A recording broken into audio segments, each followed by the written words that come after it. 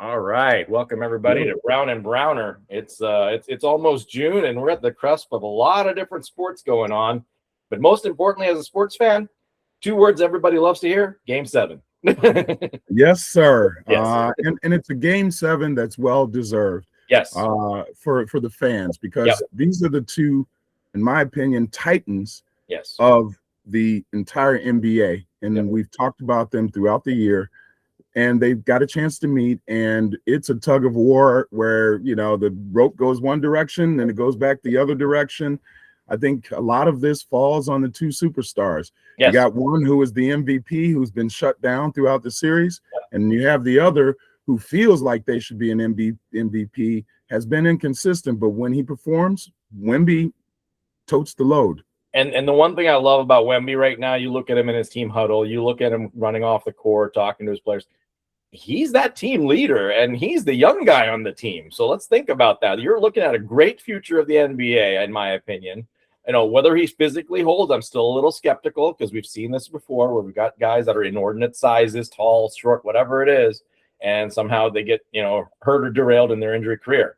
Short career right now, but this kid is looking special. He is looking special because even with his short career, Yep. given, like you mentioned, his height and historically what you've seen with people who are that tall, Yep. he has been less injured than a lot of people that I could think of. So I hope that he's durable and he continues to work on that on the offseason because you can't stop Wemby. No, it's physically just not possible. You've seen that. You've seen Hardenstein trying to play hack-a-shack basically with him right now. It ain't working. Dude shooting over everybody, rebounding over everybody, and when he's on, he's on. Now, the interesting chess play in this entire series, also, if anybody's looked at statistically, is the games where the Thunder's won, they have forced Wemby to go further out to make the shot. I think the statistic right now is in the games that Spurs have won, Wemby has shot the ball within 14 feet the majority of the time.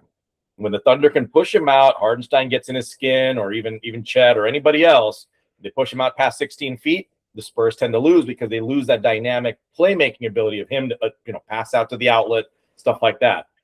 This chess match is going to be awesome in Game 7. It's interesting to see it on both ends. I know home court advantage obviously played a role on both sides, and yeah, that environment in San Antonio is special. It's cool to watch. Same in OKC, although I don't know if I agree with, like my wife was saying this. If you go to the stadium and you have your $200 jersey on, right, and then they force you to put on some nasty old white t-shirt, I think I'll pass it. I think I'll pass. I think one of the beautiful things about this, and as you were mentioning about how to handle Wemby, is both of these teams are young and they're deep. Yes. And even if you handle Wemby, for instance, you've got the Ryman guys, Castle and Vassell, and you have a lot of depth around Wemby that he could actually sit for a little bit, and you should be able to maintain a lead while he's out. It's impressive that the Spurs can play big and small. You know what I mean? They can go small ball with, like you said, the twin names, and they got Fox, and they got all these other guys. Fox. I don't know. Is Fox really healthy enough to really make a difference? I know he's been in and out. He's enough to be there. I mean, Castle's obviously the difference maker and all that mix. But Vasily and everybody else, they're balling right now. Everybody's hitting on all cylinders, which is cool to watch. Hey, like they said in what was that? Coming to America, when they had the little side thing where he was sexing chocolate. They're in the stands, and the guy goes, "That boy good, good. That boy bad, that boy good." Yeah. Now the other one would be that boy bad. Yes, sir. Yes, sir. But no, we're in for a treat. I think tomorrow night with Game 7. Who do you got? I guess would be the question. I mean, I gotta say this. When Oklahoma City was making their run last year, you had the big three, right? Yep. You had Williams, you had Shea, Chet, everybody. Yeah. Where is Chet? Chet's been neutralized by Wemby in one sense because of the size factor, which has been interesting. Now, we haven't touched on the one thing that's been controversial in this series, and that's the reffing and the flopping and all of that. How much does that play a role in the fact that we're now going back to OKC? Because I think we've seen a little bit more of it called, at least personally from my take. I think a little bit more of the flopping has not been appreciated in OKC, so it's home court favor, I would say. Whereas the Spurs, I mean, honestly, they shot the lights out of the building last night. So I mean, that's what it was. What it was. They played great defense. They shut down the Thunder, and Thunder went cold. Simple, plain and simple. Will the refereeing be fair in Game 7? I think is the question I want to pose. I think the refereeing has played a big part in quite a few things. Yeah. That we're seeing. And I don't know. I think, to be honest, I think if the game is more physical, I think San Antonio wins the game. I do like that thought, especially down in the post. If Wemby gets to the line like he has been 15, 20 times, then I think that'll be the interesting part. If SGA doesn't starts getting called for flopping a little bit more or not getting the calls that he wants, that'll definitely play a role. So it's going to come down to the line, I think. And if that's the case, I'd always put my money on the paint, just like you said. I think it comes down to if it's more physical and they allow the play to happen on the court, I think the Spurs have the advantage in that situation.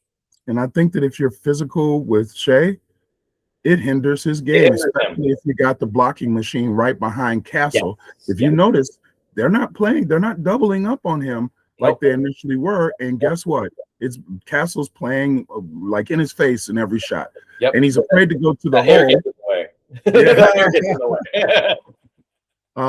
But I feel like the more physical it has been, the less effective Shea has been. And you know what? There's always been a discussion around Shea. I don't know if it's fair or not. Sure. But throughout the year, they were saying he gets so many calls, and you watch some of the stuff he does. He pushes off on a guy like this, and they call the foul on the guy that's getting hit with the elbow. Yeah. So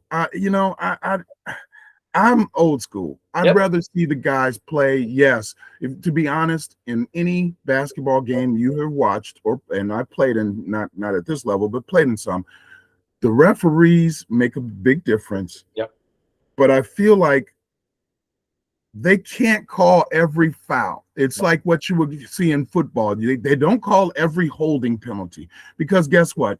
By halftime, every person would be in foul trouble, because there's a lot of slapping and pulling and grabbing that goes on for rebounds, for position, etc. Like you said, we're sports purists. We like seeing things on the floor. Meaning play the game as it stands, right? And in the streets, you don't call every foul. So I want to see a street fight. I want to see old school basketball. See who makes the most buckets, regardless of fouls or not. I want to see buckets. So that's it. Let's put it on the floor. Yeah, let's put it on the floor. Quit letting the refs call the game. And make decisions that are going to turn the tides and stuff like that. Put it on the floor, prove the game. Simple. Well, and play through things. Shea, I know you like to flop a little bit. I know you like to play it up for the refs, and they've been, you've gotten them to sort of go along with it. But this is the time where you have to play through things, not the twirling, twisting, falling to the ground, looking up at the refs. It's get your butt up and go to the next play. This is where you get the Jordan mentality. You either play to win the game, the Kobe mentality to play to win the game, or you're sitting there trying to expect it to be handed to you, which doesn't work. No, don't wait for the call. Make the call. Yep. Make it on you and win the game onto yourself. So no, I think this would be a good proving ground. And honestly, based on that attitude alone, my money's on Wemby. That kid wants to win. That you could see the hunger in the kid's eyes, and that's what I love. Does. Yeah, I love that. Yeah, and you see it in the huddles. You see him like, "Come on, guys!" Like. That's the guy you want on your team. Yep. If they feed him the ball, like game 5. Oh yeah. How many shots did he take? Yeah. They just need to feed him the ball, and they did that right away. He hit a couple of threes to start the game, and that sort of got the ball rolling. They're going to have to do that again. Honestly, what if I was coaching Oklahoma City, as much as Wemby can be formidable in the middle, what happens if you get him in foul trouble? Yeah, and so the interesting part is if you watch when Cornette's been in, he's been able to neutralize Chet too. Yeah, that's what I'm saying. Where is Chet? Because you're right. Chet hasn't played well even when Wemby wasn't on the Chet's floor. Supposed to be the stud. How is he not taking on a 2 and dominating? So it's a good question. So I think that it's all going to hinge on everybody else on Oklahoma City, because they were showing a stat earlier on one of the shows that the last 4 games, Shea hasn't shot above 40%, I think it was. Yep. That makes a difference, but they won some of those games because you had guys like Caruso coming off the bench scoring you 20, popping trays. Yep. And that's what's going to need to happen. She can't all be on Shea. These guys are going to have to perform. But honestly, I could see San Antonio winning this 7th game. The only reason I'm hesitant is because they're playing on the road in OKC. It's going to be a loud environment, as we know. It's going to be interesting. But I think San Antonio, because of the proximity, the rivalry, and everything else that's been going on in the series, I'm going to go road dog. I'm going San Antonio in this one. I like the attitude of this team a little bit more. And back to the matter is, looking forward, I'd rather see San Antonio play the Knicks. Well, we've talked about this. I feel like while the Knicks have proven to be a formidable, opponent in the East, I just feel like the West has a little bit more. Yeah, they played against a soft East. Yeah, played against a soft East, in my opinion. Now they're ready to play some of the big dogs in the West. Let's see how they fare out. I mean, don't you want to see Cat try to take on Wemby? I mean, that would be a cool matchup in the. That would be a cool matchup. I think. The guy's been on fire. Let's do it against the real big now. I think Cat would be neutralized. To be honest, I think so too. And if they don't have Robinson down there, they could be in trouble. Yeah, I think Cat turns into Tweety Bird. He's going to get eaten alive. Exactly. And then I want to see guard for guard. I want to see Castle versus Jalen. Jalen Brunson, I should say. Well, and you know what you're going to hear a lot about, and I'm curious I'm not even curious. Yeah. I wonder how valid this argument is. Yeah. Is it good that New York swept all of these opponents and now they're having this time on the side to rest? Will they be rusty? You can hear a lot about that. And depending on how they perform on game one, then the narrative is going to be, see, when you sit too long, you're not fresh and ready to play if they happen to lose. I wonder how much that's going to impact them, because they played, in my opinion, a lower caliber set of playoff teams to get there. You got San Antonio and you got OKC. Maybe their teams weren't that great coming up the first couple, but playing against each other and then going right into the next series, they might have an advantage. The Knicks haven't been challenged at all in the playoffs, and even less so against Cleveland. Cleveland gave up. They quit the game. Literally. Well, they quit what? They were broken. When you have a 22-point lead with 7 minutes left and you lose, and this is the playoffs, not a regular season game, the playoffs, the championship round of your conference, that has to be deflating, and it was just hard for them to recover. Isn't that what makes them professional? It's not like this team is 1 deep. They're 4 deep. I mean, at least 5 maybe even with the Cavs. I mean, they can play. They can, any given night, you got Mobley, you got all these other guys that can play. Jarrett Allen, everybody. And none of them showed any fight. Think about that. Like, not a single one. Yeah, but to me, your leadership defines the way and tone and the character of your team. Your leaders are Mitchell and Harden. Neither one of them are proven winners. Every time they folded in the playoffs, their worst performances seem to be in the playoffs. Well, and if it was true, then James Harden was already at a strip club right after the game, as it has been photographed. So, you know what? You got to care enough. Yeah. And I don't think either one of those guys care enough. And this goes back to what people used to argue as far as I don't agree with the argument, like keep the players hungry by not giving them so much money. But then that means the ownership should get like a 90-10 split on all of the things that are the players create. I'll tell you what, you take that money and you distribute it back to the fans. Make tickets $10. Yeah, well, that's never going to happen. Yeah, that's your problem. Not in a capitalistic society. Yep, exactly. But I think that sometimes spoils some players. Sometimes the players have the hunger and desire because they love the sport, they love to compete, and they want to be the best.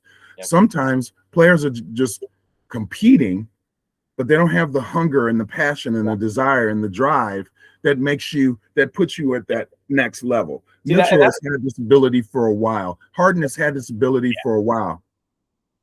Well, and that's my selfish reason for wanting to see the Spurs and Knicks in the final. Jalen Brunson is that dog. He's that guy that represents New York, and he's hungry for a win. He's that undersized dude that you want to see win. And you got Wemby, who's honestly becoming the team leader. And I want to see that fire out of the NBA, out of all their stars. He's that guy. He wants to win. He wants to prove that, this wasn't hype. I'm 7-4 and I'm going to win. Simple. Like he's got that chip on his shoulder. I love to watch it. Well, and it's funny. When we were talking earlier about how he's sort of abusing Chet. I remember that picture they show when both of them were super young and Chet's team won, and you could see in Wemby's face how much he hated losing. Yeah. Yep. I want that guy. I Yep. want a guy who hates losing, Yep. not a guy who's out celebrating and having a good time after they just lost a pivotal, game in a series and they're out at the strip club or hanging out at a bar. I want the guy who's, like the player, the golfer who maybe didn't have their best round. Yep. And they're going to go back to the driving range at that location and hit balls for the next couple hours. I want to see the guy in the gym saying, damn, I missed a key free throw. I'm going to shoot 100 free throws or I'm going to shoot so many free throws until I hit 100 in a row or 90 in a row, or whatever that is. Yep. Until I own it. And that's the thing. Like, you only, they say steel sharpens steel, right? Yeah. You want to beat the best, you get better than the best. You take your mark, you take your licking, and then you go train yourself to be better than that the next season or the next game. So no, that's absolutely it. And that's the fire you can see in that team. So I love watching it, to say the least. Now, let's transition this conversation. Let's go to the wonderful red dirt of the French Open and the French side, now that we're talking about the Frenchmen.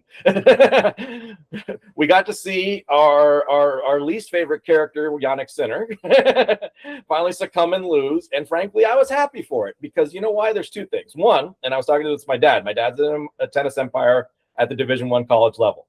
And he's recognized this and called us out for what it was when he's umpiring at tennis matches. What happened to Sinner is a lack of fitness. He should not have been allowed the timeout at the end of the third set because that is a lack of fitness. It's no different than a basketball player cramping and getting off the court. Or so let's break for 10 minutes while you fix your issue. It's the most. But I don't have the issue because I actually have done what I needed to do: hydration, exercise, whatever. Exactly. Cherundolo's coming back from a 5-1 deficit in third set. He's got all the momentum in the world, and then all of a sudden, I'm cramping. And I've seen it in the women's game even worse. I'll call it out. It's worse in the women's game. I've seen it so many times. Yeah. Azarenka, they're all of them. Every single one of them was doing it back in the day. And even now. Break. I need to go to the locker room, blah, blah, blah, blah. You know what? This is part of fitness. And not once did I ever take a shitter break during tennis. Right? I didn't take shit. Well, the other part of it, too, is like it's a level playing ground. Yep.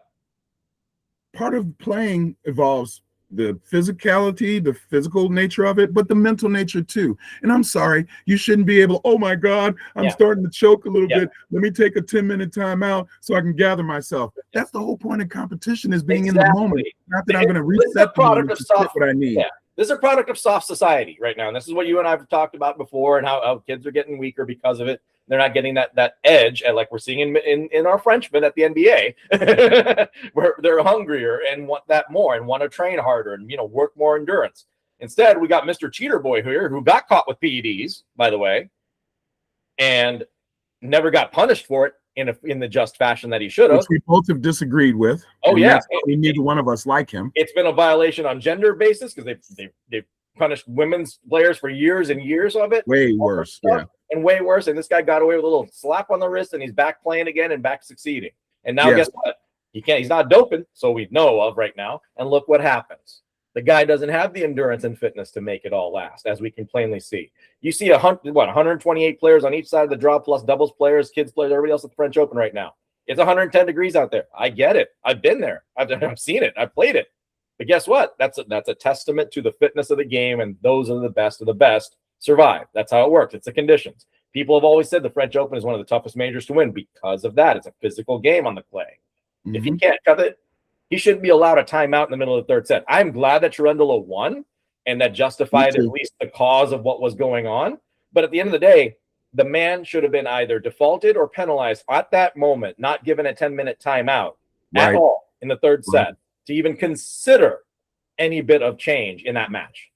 Well, I hope that the Tennis Association looks at this and does something about it. Yeah. Because if they just turn another blind eye and allow him and others to continue to do this, they're hurting the sport. Because if I'm a young up-and-coming player and I've played my heart out and I've gotten to a point where I have an opportunity to beat somebody at their level, and they take it away from me because they reset the moment to take away my momentum, I don't know how I would feel, but I would feel very, very upset and slighted by the rules themselves, because it seems to favor those kind of players. I'll draw you the best example. I think I was in the 16s age division. I was playing a local tournament down in Kentucky. I had fought through 3 sets in my quarterfinal. I had to play a 3-setter in my semifinal, all the way to 7-6 in the third, where I pulled it off, and I pulled off an upset, thankfully. However, I was cramped out. I had to play the finals in the afternoon. There was just no way I was going to make it. So I had to take the default. And it's a moment of sportsmanship and respect to the other player, to the other guy that's making the finals. And B, I'm not going to get out here and play one game. I couldn't do it, and I have to suck it up and take it. It is what it is, and that's part of the game. At the end of the day, it's not that hey, we're going to wait till tomorrow until Promet gets better so we can play again on Monday. No, that's bullshit. You take it like it is, and you learn from the moment. You get more physically fitter. You learn the conditions. You do everything else you need to. So no, to that point, the professional should be held to a higher standard. No questions asked. Yeah, and I mean, it sucks when there is a physical situation or something that is impacting you negatively to where you can't perform your best. But again, that's all part of competition. Exactly. That's why these are pros versus Joes, because Joes are going to cramp up more. Joes aren't going to be able to handle all of the physical needs of the tournament. That's why they're not there. But you're a professional, suck it up, do it, get it done. Now let's talk about who's playing. So, I'm sorry, but I'm just tired of seeing American players on the men's side look so bad. Did Shelton win yesterday? Shelton won, I think. So he lost, because I know he lost the first set. And if I was watching, he lost the second set as well. So he would have had to win 3 sets in a row. I don't see him doing that. Give me just a second here. I'm going to do a quick recap, and I'll find out. On that same note, if we're talking about, who the contenders are that are left, if there was ever a year and a game and a Grand Slam where Mr. Joker could finish number 25 and walk away, you have no Alcaraz, you have no Sinner, Zverev can't hold a candle to you, and neither can the rest of the field. This is Joker's dream setup for a Grand Slam run at the French right now and take over 25. Now, he's playing a dog today, and I can't wait to watch this match. João Fonseca, the 19-year-old out of Brazil. Oh, yeah. That guy's a firecracker. It's going to be fun to watch. Well, you're right. I think that this is the best chance he has, seeing that the top 2 players are out. Shelton lost in straight sets. He lost in straight sets. Like I said, I saw him lose the first 2, and he just looked crappy. Now, I'm going to tell you something about something I saw before that game. We were talking about desire and want and passion and stuff. And maybe it's just me how I approach things differently. When before you start a game, you have we used to have the layup line music. Sometimes it was heavy metal because it was getting you into the game. I was watching Shelton when he was warming up. He was doing some of the stretching exercises where you're pulling the tension, you're getting the tension, somebody's holding on the other side. And he was sitting there sort of casually doing it like this and casually doing it like that while he was talking to another guy. I don't know. If I'm really trying to prep for a match and I need to get myself ready, it's me and the trainer. I don't want to talk to nobody. You're not focused, I want my thoughts to be focused on what am I about to accomplish, what do I need to get there, and making sure that I'm loosening up my body. Yeah, you don't see the Kobe and Jordan sitting there doing pregame pressers before warming up. They're locked in. Doesn't matter. The game doesn't matter playoffs. Those guys are locked in. And I feel like there's a sort of laissez-faire, blasé kind of attitude in America when it comes to sports that aren't basketball, baseball, and football. Yeah, but if it's tennis, if it's one of these individual sports, I feel like we don't really prep our guys hard enough. I'm not saying we need to be the old school Russia where you are having them like at a camp somewhere detained and only doing that. But that's for after the game. What you're pointing out is exactly the culture that needs to change. When you're focused on a sport, you should be in tune before the game, through the game. If you win, then you go celebrate. Yeah. Right? Then you go talk to the press. You do all your hype, man, all that crap. It's not before. You said it. And that, I think that part of that, I'm going to blame this on the ability of us setting up people to fail. Case in point, look at the Olympics this year. the male skater. I forget his name. Ilya Milkinen or something or whatever. like Yeah. Yeah. This guy was put up on a pedestal 70 way high. First Olympics too, because he didn't make the previous and one. What does that do? That hurt him puts too. more and more pressure on the player at the end of the day. It takes away their individual focus, in my opinion. It adds external things that they shouldn't have to deal with as a competitor at any sport. And all it does is put more pressure. And frankly, we do that to the American players more than anybody else, I think, in the world. And that's why you don't see the successes of the American players, because they get the weight of the world on their shoulders. I'm not saying that that's an excuse. I'm saying that they can't cope with it. Take it away. Well, and I think the other thing is, we talk about the hunger. I think sometimes when you get too much pub, get too much press, you tend to lay back on your laurels a little bit because you almost expect to get it as opposed to earn it. I'm going to go back to the 1992 Olympics. You remember Dan and Dave? Oh, remember the decathletes who they were assured to be 1 and 2 no matter what? Yeah. What happened to them? Yeah, nobody's even heard of Dan or Dave. Yeah. But that, again, that's the American hype, right? Yep. And that's where I think where you were saying about it hurts the athlete, I think it does, because you don't need that outside noise. You don't need, your focus should be on your performance, not on how people are perceiving who you are and what you are. Yep. So no, to that point, yeah, the American players, like I said, very laissez-faire attitudes for the most part. I mean, I don't even know what Taylor, what his whole preparation was for the match, but he got upset in the first round by Basvareddy, the Indian kid. Fitz got upset. Yeah. Fitch lost first round.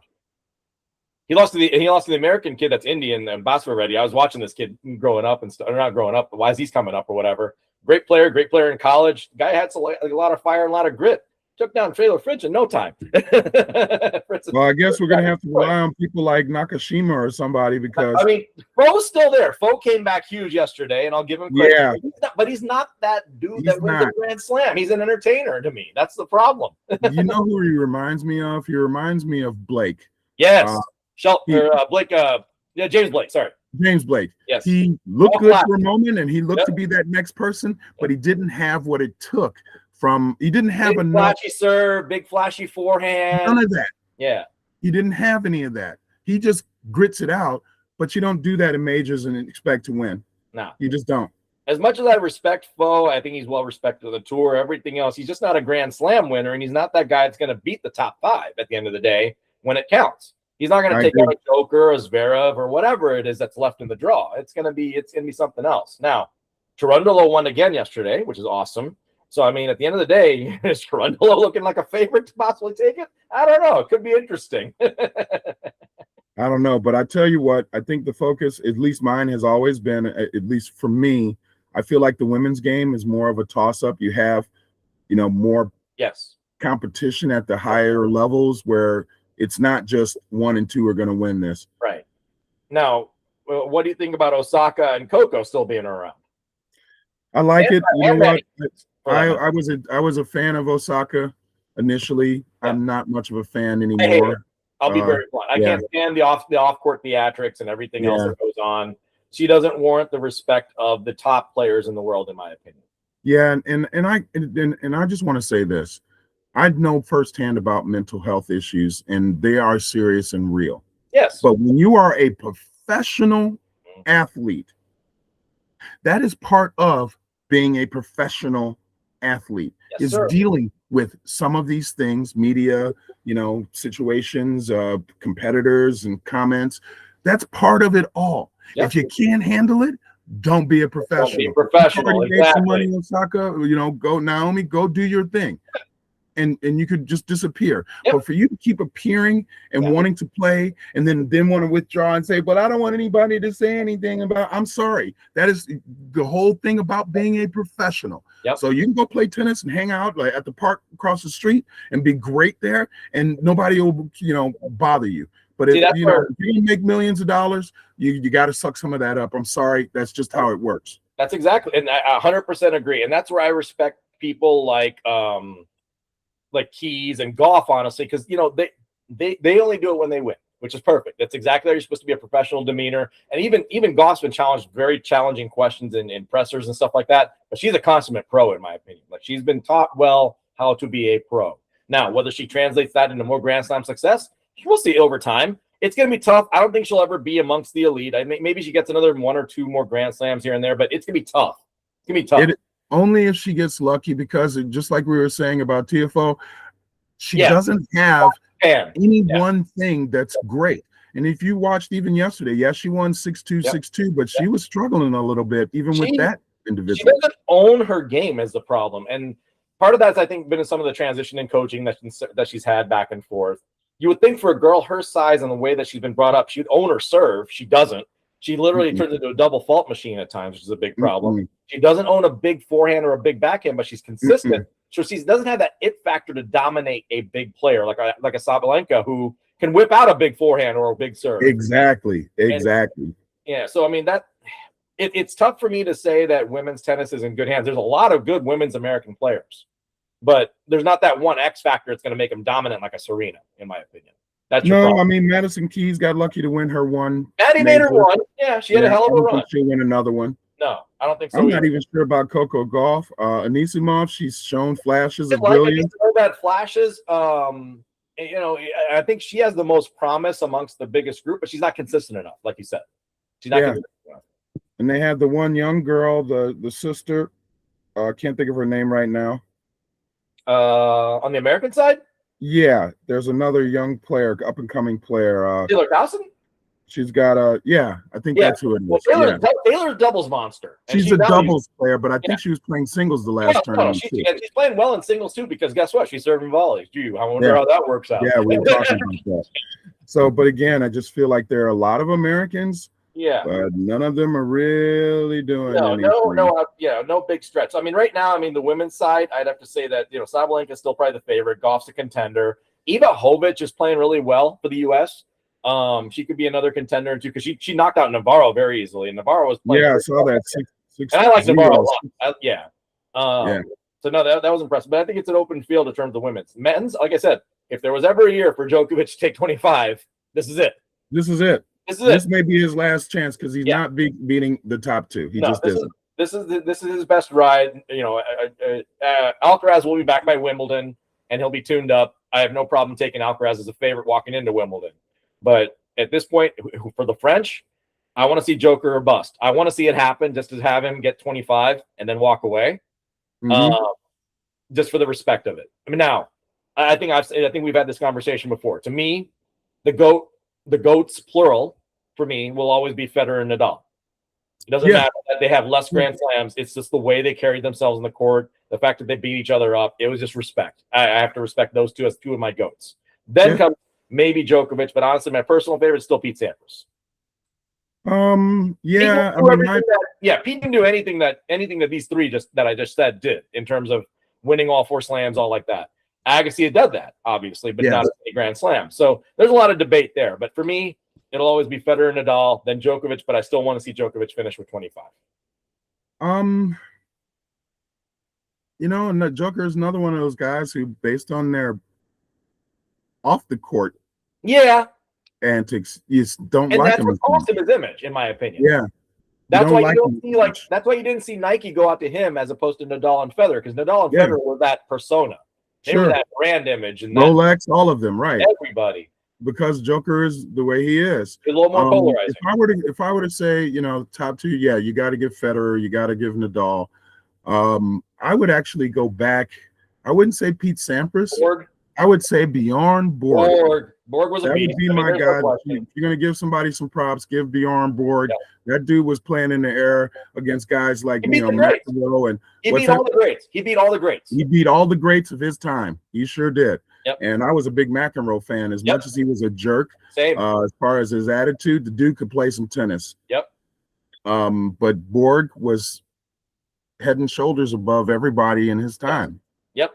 So I can't really give. I put Borg up there. I put Borg. I didn't obviously watch Laver, but I would say Laver was up there too. But Borg for sure in the modern era is what I would say, because he beat everybody that he needed to beat. Exactly. No exactly. I would have to put him above Joker. Yep. I can't really think of any other players. Yvonne Lendl was great for a moment. Deep for a minute. I mean, Yeah. again, a guy that go out there, but he had to beat the Beckers, the Edbergs, the Agassiz. He had to go through everybody. He had to go through some guys, and Yeah. my favorite one was when he played. I think it was the Australian Open against Pat Cash, and there was somebody with a sign that said, "Cash is always better than a check."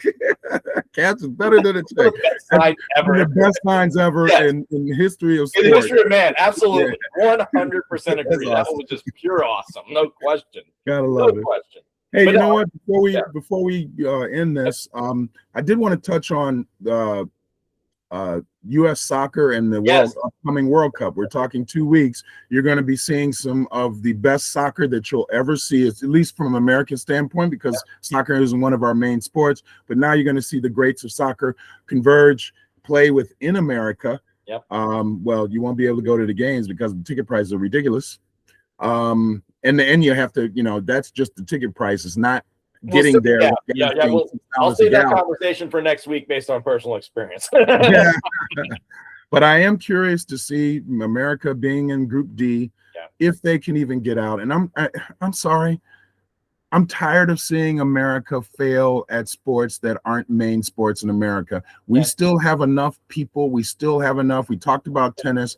We're on the upslope or leveling up from a hockey standpoint. Yeah. But I feel like soccer is just one of those areas that we fail. And I feel like we could be doing a better job. Doesn't mean we have to win the World Cup or, win the Olympics or whatever it is, but we should at least be able to make it past the stage. Yeah, you should at least be contending. And that's what's embarrassing about this. I mean, yes, I get that, it's a big deal that we're hosting the World Cup and it's the global game. Hands down, no question. There's not even any equivocal piece to it. Is it a centerpiece in this country? No, absolutely not. We're making a big deal of it because it's being hosted in the United States. It's the most expensive World Cup ever, which is just odd for a place that doesn't have the pride to play soccer. That's now that said, like my partner mentioned here, tickets and access is one thing. Then we've got situations that are more politically charged, like the whole Iraq situation. Iraq is one of the teams that's participating. They're kind of being forced to stay in Mexico, essentially, for their home camp and then travel to games. And there's some controversy there. Same thing with Iran and a few others. There's a lot of interesting political divisiveness, I should say, that will be entering the World Cup. How that's going to be handled will be very interesting. How we're going to handle fans coming in internationally to visit the games is also another piece of controversy. But to your point, I think you wanted to talk a little bit about the Iran piece because obviously their team's not being treated very fairly at this point. I just wonder, given the global atmosphere right now, how that works. Yeah. If I'm surprised Iran even sent their people there. Well, they were hesitant, and that's why there's some controversy, and you've heard it politically, like, oh, well, if they don't want to participate, then we should knock them out and bring in the team of our choice. Oh, we're going to bring in some team that lost? You're discrediting the game at that point. I'm sorry. You need to honor, and this is where I get the conversation we had with the Olympics, too. Historically, and historically meaning the last 2,000 years, the Olympics are supposed to be a time of peace. Any sporting event, the World Cup should be celebrated as a time of peace. Have we celebrated in such a way in the last 100 years? No. Globally, we have failed to do so. Look at what happened during World War I, World War II. I mean, that can go on and on. We've always had wars going on during times of the Olympics or any global sports event. We don't honor tradition anymore. It's sad. You'd think that there would just be a cease everything when these world sporting events happen, but unfortunately it doesn't. Yep. We shall see what happens, but quite frankly, I don't know how to correctly provide a perspective here. I mean, imagine if you were just sitting on your porch and all of a sudden somebody drove up and said, I want to take your house. Yeah. How would you feel? Pretty much. Yeah, you're exactly right. So I'm American through and through. I'm just giving you a perspective on it. Yep. Because that's sort of how this feels, right? Yep, and it wasn't like, you were sitting in your house and all of your neighbors came up and said, hey, something's wrong. It's just one person came out and said, I want what you have. Yep. Pretty much. Is that the way things are supposed to work in the world? Last time I checked, no. Not from a human perspective. So, you know, I just don't know how to articulate what I really feel about this situation without people misinterpreting the intent. Yeah.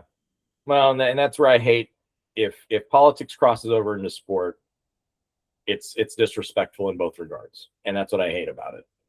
You know, would I love to see an Iran versus US soccer match? I mean, yeah, just for theater. That would be good.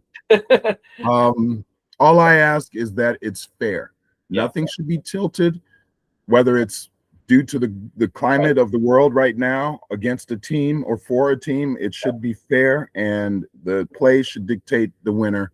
Absolutely. Not the feelings, not the politics, not anything else. It should be determined by the players on the pitch. Yep. Not anything else. Yep, absolutely. And that's where I'm hoping the World Cup goes. It should hopefully be a fun-filled event, but I don't want to see another controversy or anything else, you know, come into play at the end of the day. So, all right, you know, on that note, I think you guys are in for a treat when we're looking at Game 7. I know there's going to be some great matches within the French Open. Check it out. The World Cup is coming in 2 weeks. We'll have another, you know, opportunity to talk about that once the right before the tournament starts. Yep. But I think the key thing here is just remember, we're all human beings. Yep. First. Yep. Not nations, not cultures, not races. We are one human race. And I think we need to remember that when we start talking about how we deal with people who are different than us. Yep. No, if I'm hoping that the World Cup and many of these other things that happen during summer sports bring people together, where you should be able to, you know, walk into a bar, sit next to a stranger, have a beer, and talk and enjoy. That's right. That's human relationship at the end of the day. That's it. No matter how the person looks, whatever, Yep. Enjoy the moment, share the fandom, and maybe it'll bring us a little closer together to where we can start understanding each other and respecting each other a little more than what we do today. Yep, absolutely. On that note, we'll leave on some positive vibes. Enjoy the sports this weekend. We will be back. We'll be back to cover the NBA Finals, the French Open, and everything else in between next week. Got it. All right. See you guys. Be well, everyone.